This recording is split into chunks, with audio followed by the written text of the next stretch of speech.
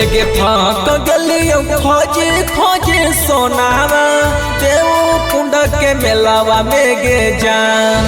हेगे फाक गलियों खोजे खोजे सोनावा देव कुंड के मेलावा में गे जान।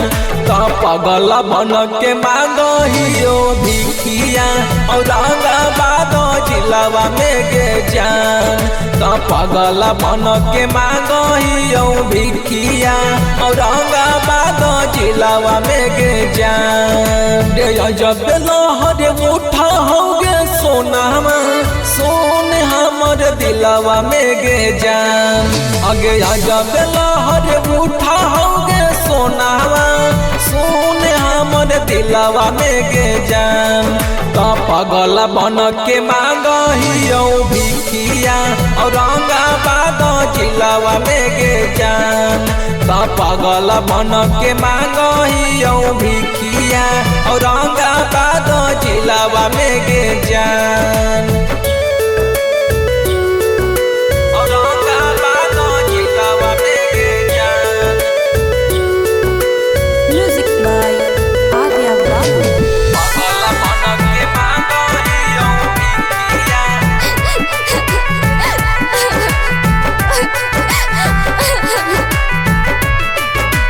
पैनी का कसूर छोड़ी के चल गलही तू दूर गे। उठा हौला हार जहाद दिलही भादापुर गे।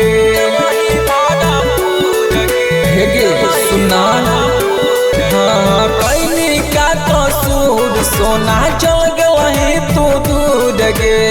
उठा हौला हार दादा दिलही भादापुर गे।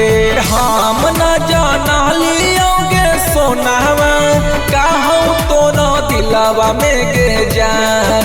अगे हम न जाना लियोगे सोनावा कहूँ तोरा दिलावा में गे जान। तो पगला बन के मांगो हियो भिखिया औरंगाबाद जिलावा में गे जान।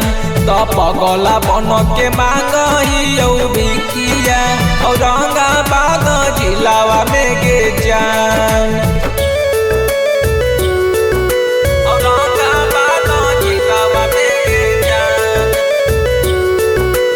Music by Adya Babu. पगला बन के मांगो हियो भिखिया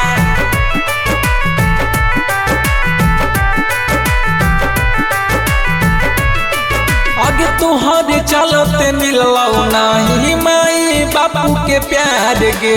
अति सवाया रुनावा जैसन तेज दिलही यार गे। हाँ हाँ हाँ हाँ तुहरे चलते मिललौ नाही माई बापू के प्यार गे। अति सवा मसूरिया जैसन तेज दिलही यार गे।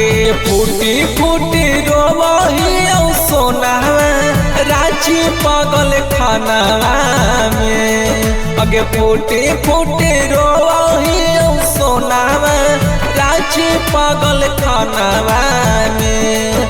तो पगला बन के मांगो हियो भिखिया औरंगाबाद जिलावा में गे जान।